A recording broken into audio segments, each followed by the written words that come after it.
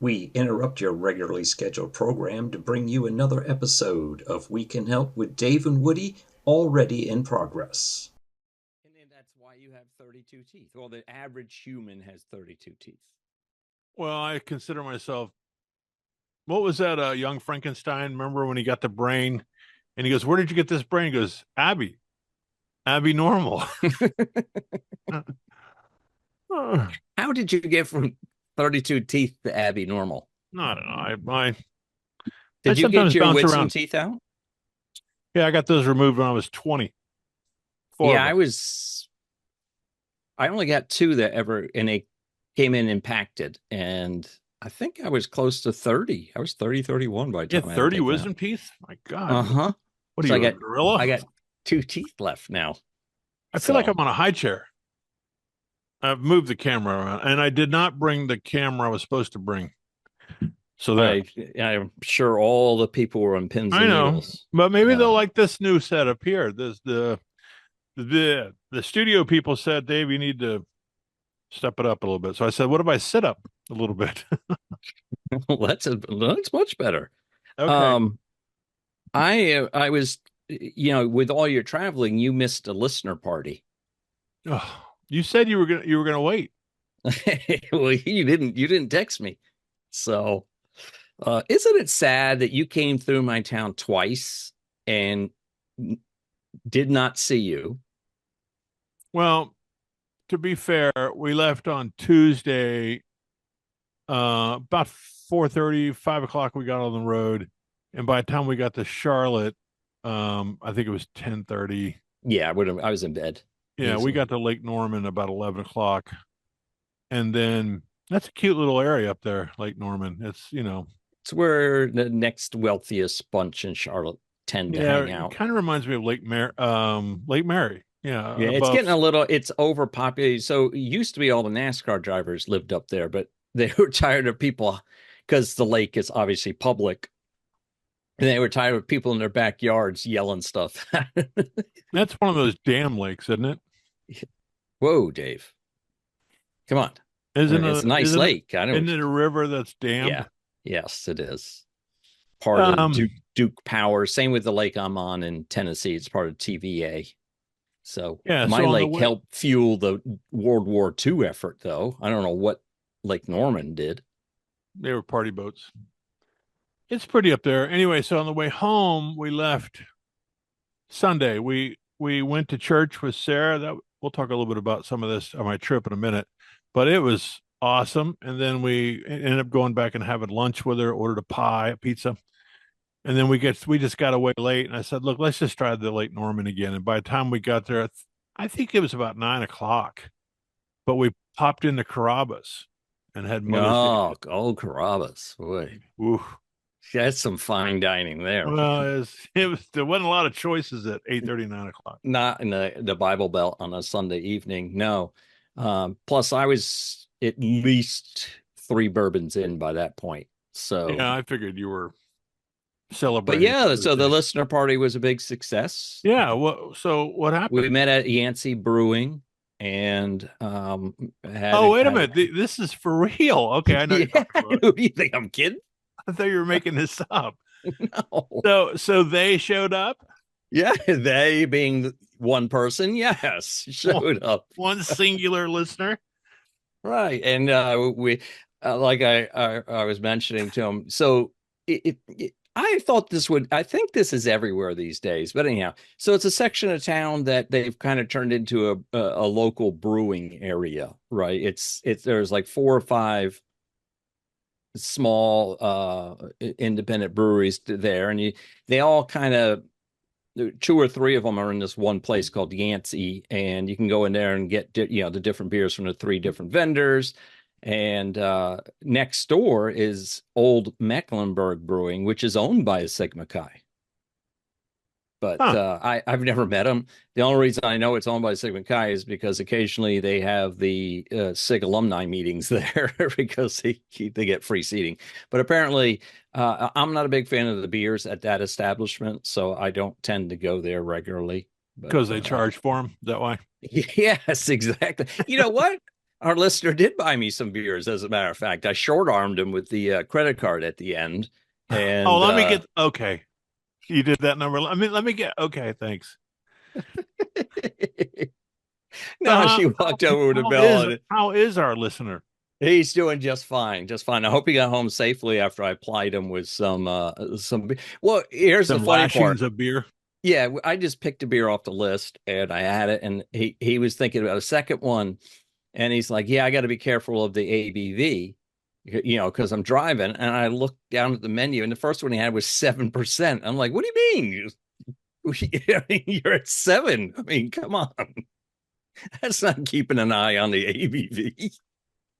Well, maybe he's maybe he's a concerned citizen. I'm like, why don't you just go double IPA at this point? Go 9%. If you're keeping an eye on Well, it. did he stay in town or something? What No, happened? I offered, but he said he had to work Monday morning and he had to pick up his dog and everything else. So He drove home. he drove home Oh God. at 3 o'clock. Actually, we only had 2 beers. We didn't have a lot, but but it was nice. And he had a full lunch. I had a dinner coming, so I just had fried pickles. No, fried pickles, lovely. Yeah, and I got home in time to see the NASCAR race, so it all worked out for me. It's a wonderful Sunday, and 4 bourbons at 10 o'clock. You were good to go. Yes, exactly. So 3, you said. Sounds like a normal Woody weekend. It is once the racing. I enjoy a drink while I'm watching sports, right? So, Well, I mean that's what they're there for. well, your buddies are coming through the front yard. So, Are they? How many you got? yeah, just 2 at the moment, but I'm they looking just came around the side of the house. So I brought a couple apples from school the other day and cut them up and tossed them over the balcony. And they were like, "Thank you, Dave. Thank you so much." Oh, they know you by name. Yeah, well, they Do you give them play any of reindeer that? games. What's that? Do you give them any of that No, that's not healthy. for you or the deer? Doesn't really matter, does People it? can't see. He's back to his bourbon. No, so this is the what am I drinking segment. Oh, I'm sorry. What are you drinking, Dave? Well, thanks, Woody, for asking. Turns out you might recognize the bottle. That's not an applicator, by the way, a surgical applicator. This is a bottle of Maker's Mark Kentucky Straight Bourbon Whiskey, handmade since 1953. And we just figured out that Maker's Mark is a product of the Suntory. Suntory. You have to say it like a sumo wrestler. So that's the same company that owns Jim Beam, right? Yeah. Yeah. The Japs, as we like to say. Yeah, as you like to say. I'm not getting pulled into bottle, this is a gift that was given to me. I think I referred some business, and I got a couple cigars in this bottle. And I've never really been a Maker's Mark kind of guy. And especially 90 proof is not really strong enough for me. Oh. Because I'm a big guy. Anyway, what I've discovered though is the 90 proof. I've been harvesting big balls of ice. Yeah. Over ice is splendid. Well, at least this one is. It's got an interesting palate to it. I thought there was a story about them replacing the wax. So this is the one they dip in the wax for those who may or may not know. And so it always has hand a wax. Dipped. I've seen it done, hand dipped. Yeah. No two bottles are the same. But it's great with a cigar, by the way. This would be my third night of partaking.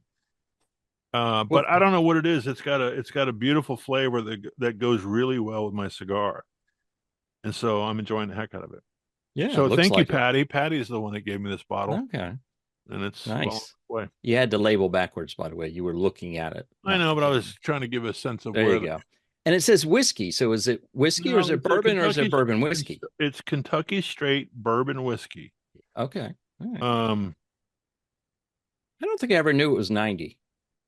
I was always impressed on they used to serve that on the airplane bottles and it still had the wax thing on it, even on the airplane bottles. It says anytime you're in the neighborhood, stop by and visit us at the Star Hill Farm Distillery near Loretta, Kentucky. Our beautifully restored home place of Maker's Mark is designated Kentucky and National Historic Landmark. We'd love for you to discover more about our home, our people, and our handmade approach to crafting whiskey. A lot of people like your money. I think it's a weeded. Hey, Alexa, Is Maker's Mark bourbon whiskey a wheated whiskey? Aren't they all? Yes, Maker's Mark is a wheated whiskey. It uses soft red winter wheat instead of rye in its mash bill, giving it a There you go. smoother, sweeter flavor profile. I thought I could pick out the notes of the soft, what she described soft white wheat. Well, you know what? I'm getting pretty good at this. So, and I can pick it up in the flavor. It's a sweetness, it's a smoothness versus the rye gives you kind of a minty, harsher, not harsh, but a bite to it.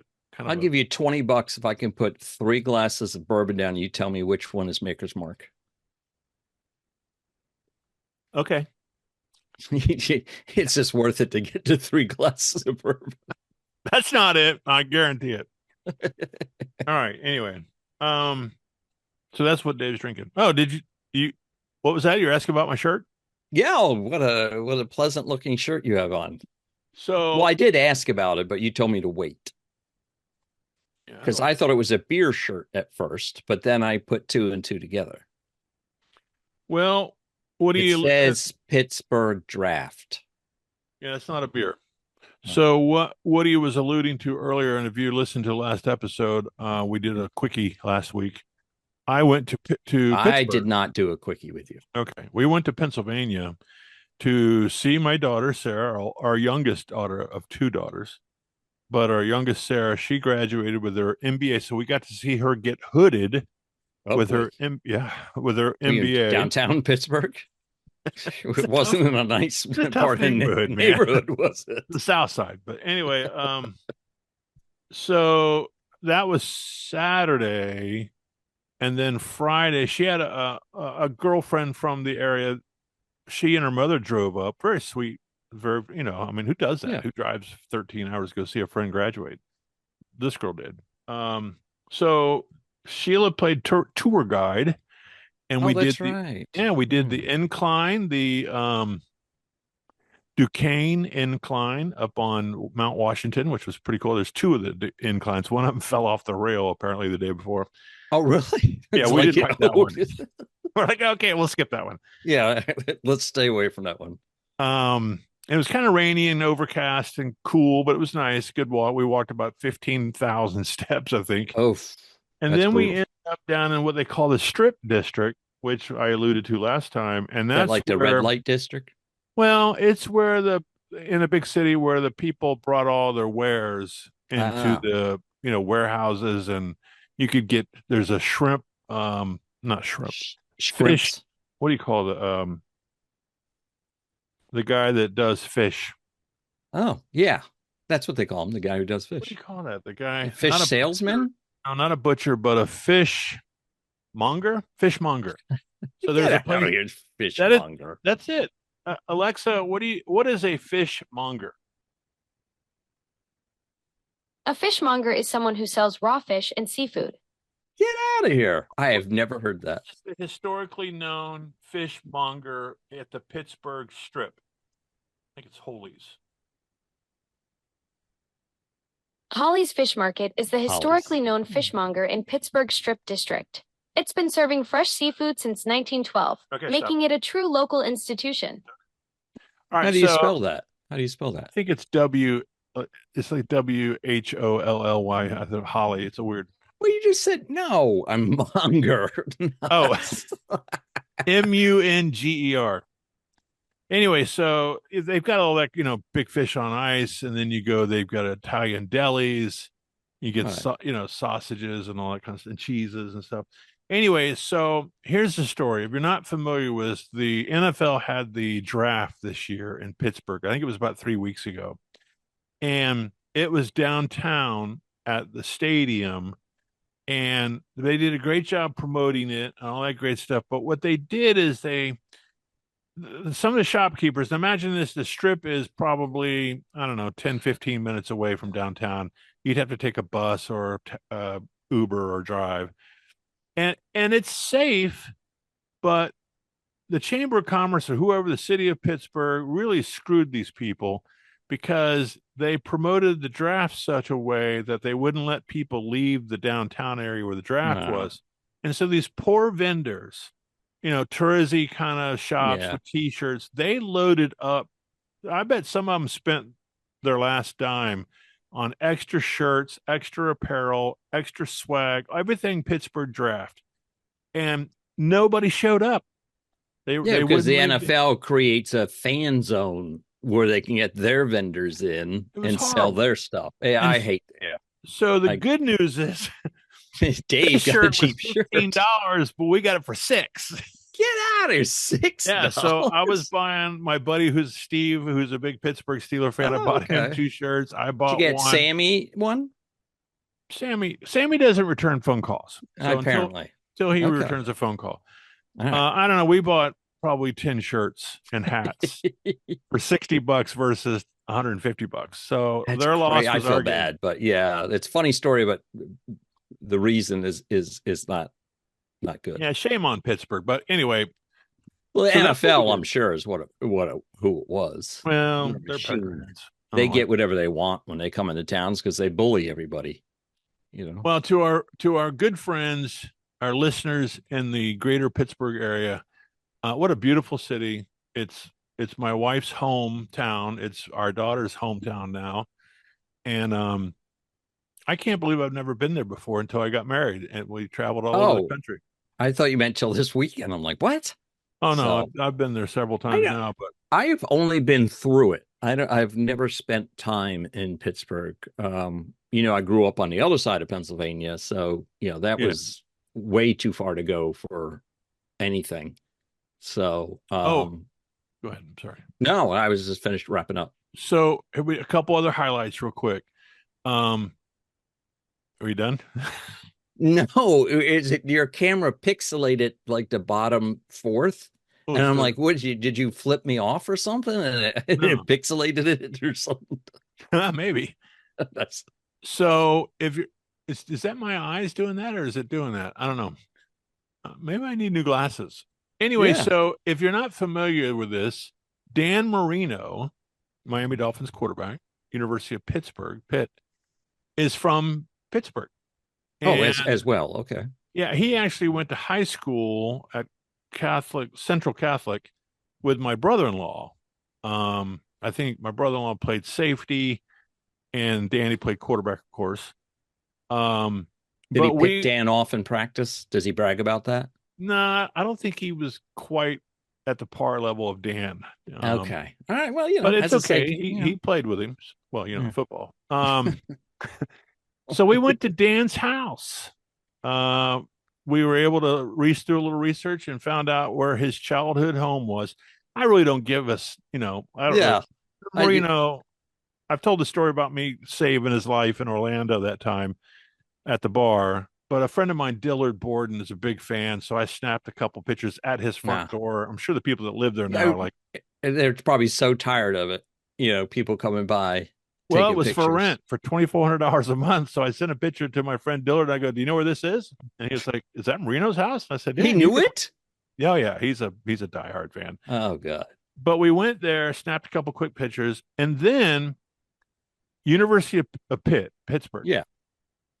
Their campus is right downtown, and they have this tower called the Temple of Learning. And if you're not familiar with this, the Roaring '20s, what was that? The Great Gatsby. Pittsburgh was loaded before the crash because of the steel. Right. Steel, yeah, yeah. And I just saw some story the other day that there were more millionaires in Pittsburgh than anywhere else in the country because of steel and all the glass and aluminum and stuff. And so, whoever it was that built this thing, the University of Pittsburgh. It's a 40-story building. It is literally a tower. It looks like just a stick sticking out of the ground. But kind of like the Washington Monument. Yeah, but I mean it's 40. Isn't there a name for that? Obelisk. Yeah, yes. It's not quite an obelisk or whatever, but it's 40 stories tall, and that's where that's where a lot of the classes are. So it's not just a monument. Okay. No, it's built in 1920. And the hall at the bottom is this incredible Gothic columns, arched roof, like a temple, like a cathedral.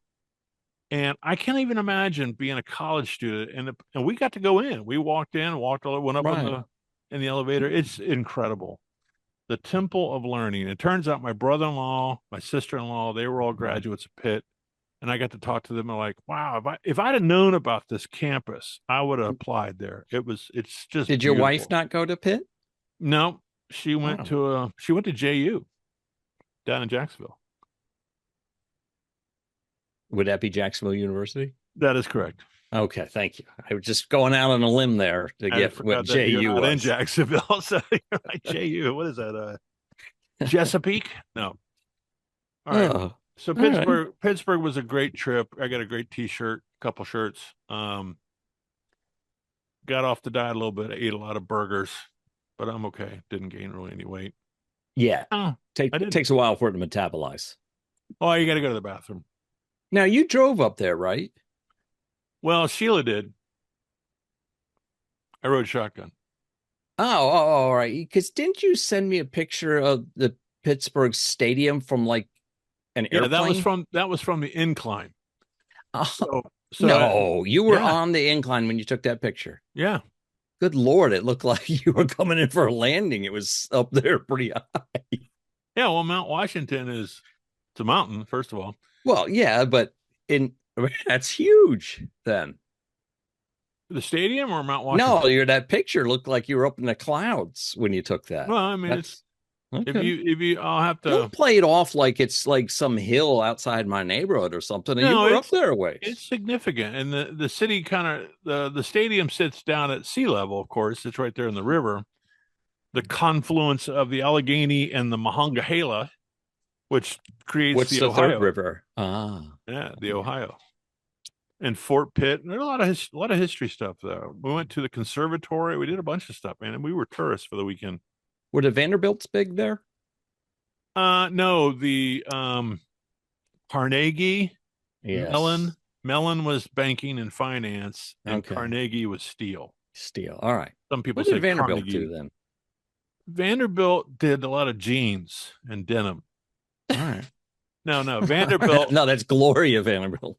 Vanderbilt was timber, I believe. Hold on. Alexa, what did the Vanderbilt family in North Carolina, how did they make their fortune? The Vanderbilt family made their fortune through shipping and railroads. Cornelius Vanderbilt, the family patriarch, started with steamships in the early 1800s, then expanded into railroads, becoming one of America's wealthiest men by the time of his death in 1877. Cornelius, he's a great guy. I constantly have to tell AI to shorten up the answers when I'm at work using it. I'm like, just give me the answer. Stop with the what do you call it? Oh, just bloviating. Oh my God. Where'd you use that word? I can't use the context. It was in a conversation that I really can't talk about, but I alluded to. I said we'll have a moment so that so and so can bloviate. Is that like when you get gas in your stomach? No, bloviate means to puff yourself up and talk like you're a hotshot. Oh, okay. Do we ask her one more time or no? No, it's all right. We're gonna have to start giving her credits before it's over. She'll probably want some of the pay. Well, as long as you pray to the altar of Alexa, she won't take it out on you. There you go. That's good. You've started her off. Started her off. All right. I've told my story. I think I got my. We do have one more thing we'll talk about later on. As far as we do have a Brown-Forman update that we want to share because all things bourbon.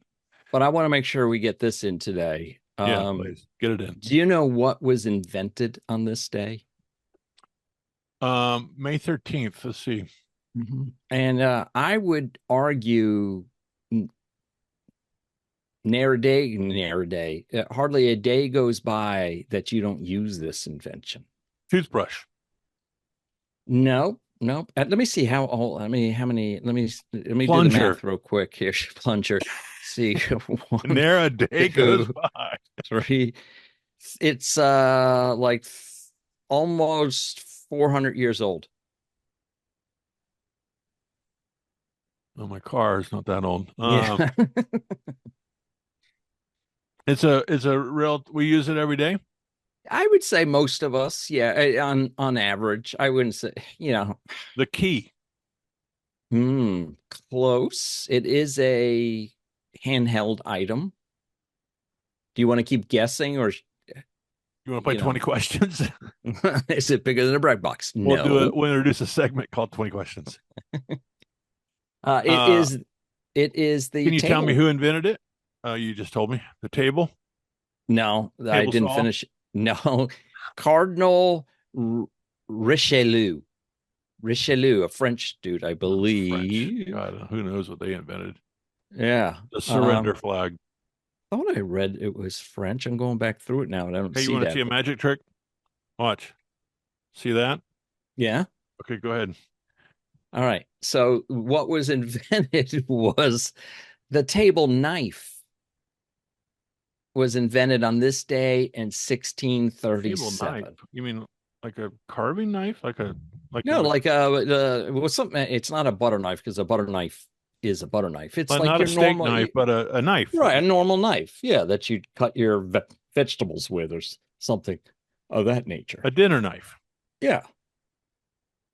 So it was invented by this. Oh, look, it filled back up all on its own. Is that what you're saying? I thought you were going to go the opposite direction with that magic trick. The table knife. Wow. Yeah. So it was this cardinal. It's spelled Richelieu. Richelieu, I guess. Richelieu. He was a powerful minister who was unpopular with everyone but the king. He had plenty of okay, so he had plenty of reasons, because he was so unpopular. He had plenty of reasons to provide his dining companion with knives that they couldn't use to pick their teeth, which was unseemly, or stab each other. So he ordered his staff to grind the edges and tops of his knives to round them, and the result is what we know today as the table knife. So it was functional to cut things, yet not so poignant to point and stick people. Exactly. Or pick your teeth. Or pick your teeth at the it's funny. Table. I've often, I don't make a big habit of this because I have manners, but I've often have caught something in my tooth and reach for a table knife and think, if this were only pointy, yes, how convenient would it be? My father's famous for finding a piece of like a business card or something. Yeah, I love the business card. At a table. Instead of getting up to go to the bathroom and use floss, you just find something at the table to give me that envelope over there. And I know why. Next to the table knife invention, I guess some famous French artist was born today, Georges Braque. Never heard of him. I don't even know what he's famous for, but yeah. So that's where the French was coming from. But that does, the spelling of Richelieu sounds. I'll click his link and see if it tells me who he is. But nonetheless, I thought that was an interesting little. I wonder when was the spork invented? I can't talk and look. Yeah, Paris. There you go. He was French. When was the? You'd have to go back in. I think that was a Taco Bell. What are we doing? Some internet here. Yeah, it's all right. We're fine. Just keep going. Alexa, when was the spork invented and by whom?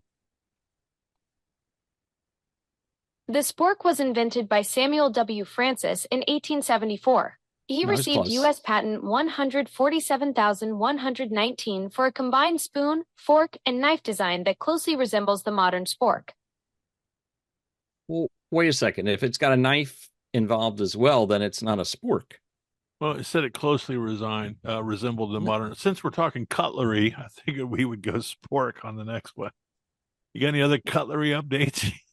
No, but I don't know why it's not. A spork is a fork and spoon. It wouldn't have a knife. Look, I don't make up the rules, Woody. I just asked the question. Well, I'm trying to be witty and coming up with a word that would represent all three. But I'm trying to be witty and make fun of you a little bit. So that's a sporkfist. A knife fork. A knife fork spoon. That's how inventive I am. But that's all I got for you, Dave. All right, great show. Yep. This Pittsburgh thing is illuminating. Look at that. It's really it's beautiful. It's It's radiating. It's not a beer. You know what? Crap. People should just tune into YouTube to see that in itself. Dave's And while wearing? you're there, subscribe, like, Yeah, we haven't comment. done that. Subscribe. Yeah, like, comment, all that kind of good stuff. So I've been watching, the old. I do have a listener viewer update. Oh yeah. Yeah, I think I can mention this. So, good friend of mine, he listens. He's the fellow that listens to us when he's walking. He goes for his morning or afternoon constitution. He's probably 70, and he walks with I guess his earbuds. I would say a Walkman, but Oh, I nobody thought has you were those going to call him crazy because you were wiggling No, your finger no, around your he's head. not. He's far from crazy. Anyway, so he and I were talking just last week, and he says, "Hey, when did you guys get on YouTube?" I'm like, "What are you talking about?" He goes, "I'm surfing around on YouTube the other day, and you guys popped up in my feed." So I said, "Okay, what did you think?" He goes, "Well, I love the backdrop. I don't know how you guys did that. I mean, I think Woody's in North Carolina and you're in Florida. How did you pull that off?" I'm like, Right. It's magic." Yeah. It's because I travel every week to Florida. Yeah. So yeah, one of us does. But I said, "So, well, what do you think?" He goes, "Well, I mean, it's a different feel. I mean, you get to listen to you guys and see." I said, "Is it stupid and corny?" He goes, "No, it's actually not so bad." I said, "So did you subscribe?" You know what he said? No. What? He goes, "I don't subscribe to those things."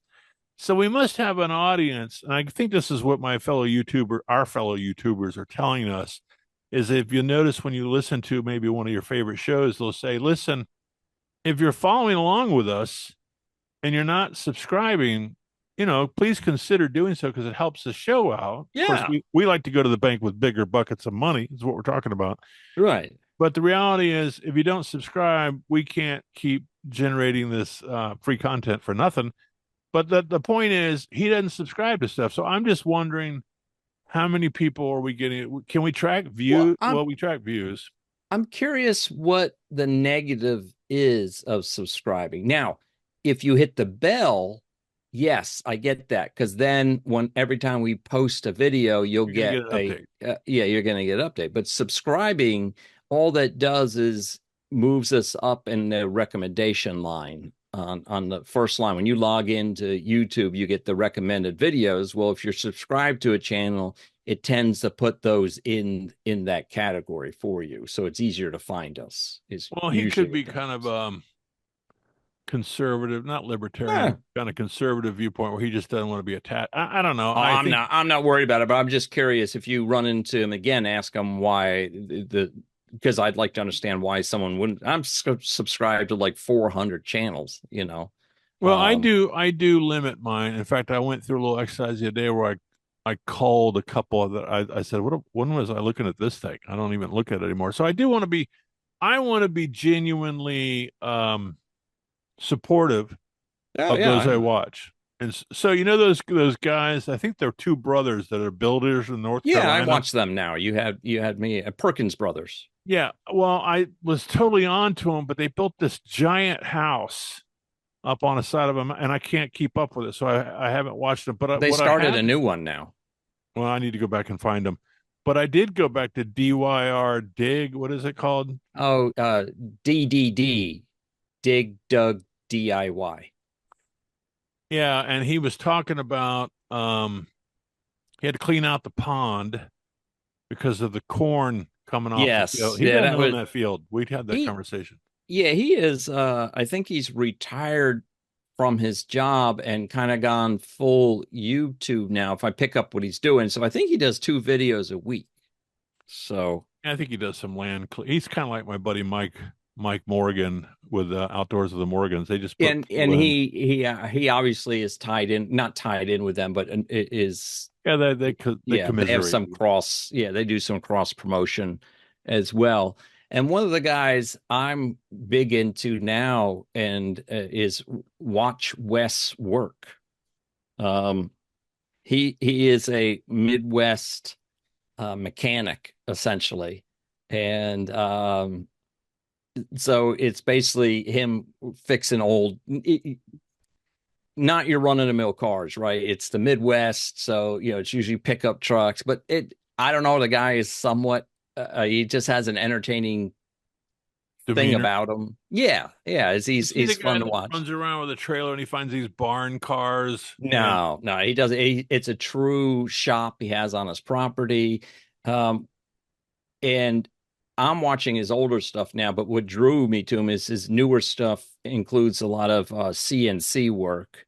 And he's brought in some CNC machines into his shop, and he will buy. He's one of these guys who is quietly brilliant, in a sense that he can sit down with anything and figure it out. And it's amazing to watch him. I enjoy watching people like that to learn their thought process and how they manage problems. Yeah. Because it's interesting to see how. Now, what you don't see, I always wonder about this on YouTube videos. They'll say, so I'm working on this, and this is a certain kind of engine with this kind of aspiration, and they'll cut to a drawing and he talks about it, and I'm thinking, did he know that? Yeah. Just off the cuff, or did he look it up, found out it was this type, and then did a little research to then show it on? Which I don't mind either way. I'm just very impressed. Could be a little both. Yeah, very impressed if he was able to pull that one out of a hat without even. Well, that sounds. There's a couple I watch called Lumna Acres, and they're up in New Hampshire. It's a young couple, and they've bought a farm. The guy was a diesel mechanic. He's very crafty. He can customize. They're redoing their 150-year-old farmhouse. Okay. And I don't. Sheila's like, why do you watch that stuff? I know, it's weird, right? It's somewhere between vicariously living through them, but also there's a part of me, if I could, I would kind of thing, where I would just say, screw it. I'm just going to cut some wood. That's what I'm going to do. It up. Yeah. And if I can if I can pay rent and mortgage with my YouTube money, why not? I mean, it's not, I don't dream about it, but there is, we showed the guy up in Canada, My Self-Reliance. We're all over the place now, but there's a fellow I've been watching for years. He builds log cabins out in the middle of Ontario. And I showed this framing episode where he was doing some framing with my kids in class because the subject was carpenters and framers. And every one of the kids was like, Mr. Tias, can we watch that again? It was so soothing, or so right. They use big vocabulary words too, and I was like, "Really? What are you talking about? I don't understand what you're saying." You're saying you enjoy this, and they were like, "Yeah, it's so fulfilling and so rewarding." I'm like, interesting. I've toyed around with the idea that when I retire, when I build out my workshop at my retirement place, I would do that. Only for the sole goal of trying to get some sponsorship and some nice tools. Yes. Did you see the video, the Old Yankee Workshop? Norm? I used to watch that. I used to watch that weekly. I'd get up early on Saturday mornings to watch This Old House and New Yankee Workshop. Did you see the untold story about his demise, though? Have you seen that?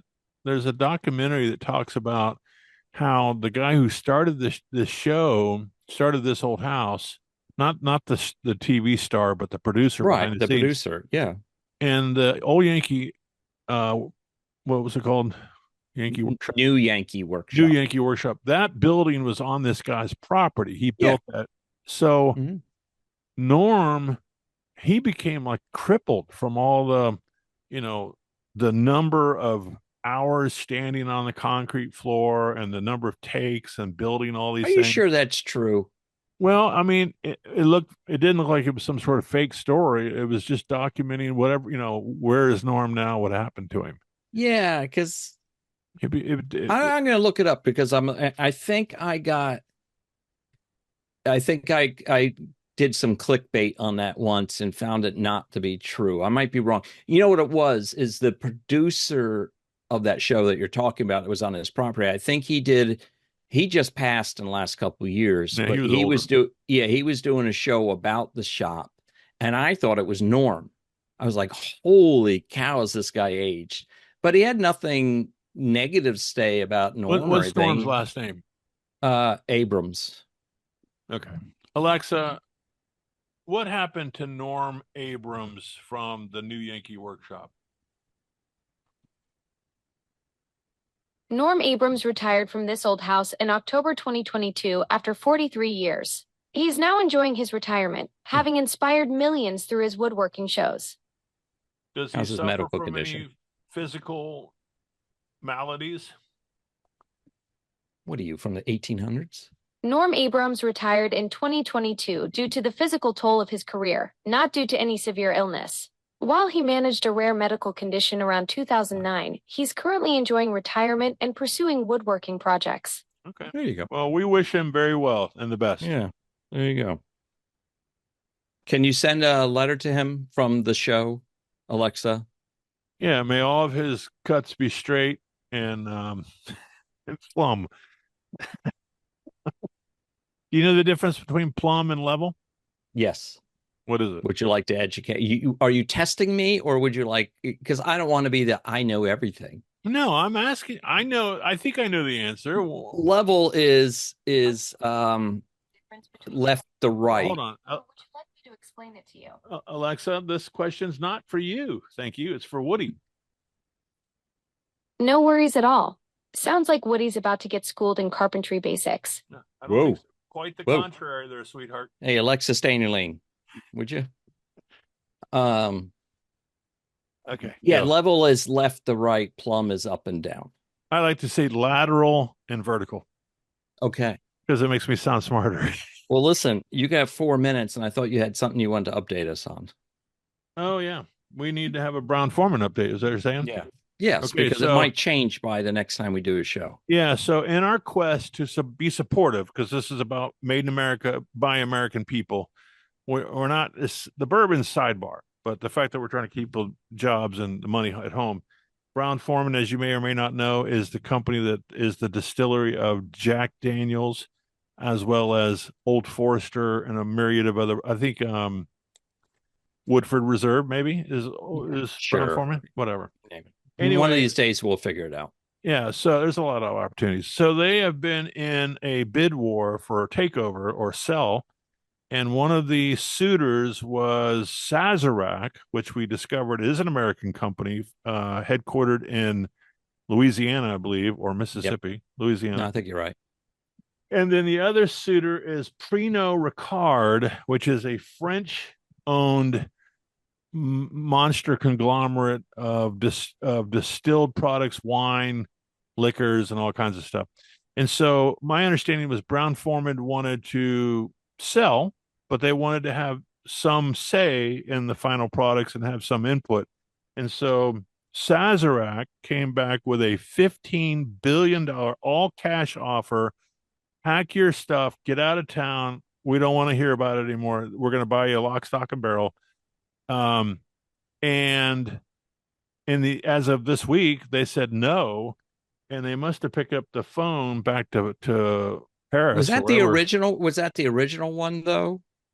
Well, there was The only two original suitors. suitor, right? Was that one of the first, or is this a third suitor now? No, I think Pernod Ricard was. Okay. I think I don't know this, but I think Brown Foreman sought them because they had alluded that they would still have some say. Right. And my understanding, I don't know, I'm speaking somewhat out of my rear end here, but the impression I got was that Brown Foreman was really interested, yes, selling, but they want to be able to have some say so. We all know that Right. probably doesn't last very long. No. But anyway, Woody brought it to my attention as of this week, days, that Brown Foreman has separated with Sazerac's $15 billion cash offer, got on the phone with Pernod Ricard and said, hey, let's get back together and talk. See if we can't come up with a cash stock, and we still have a little bit of a, inside baseball, so to speak, on how we make our products.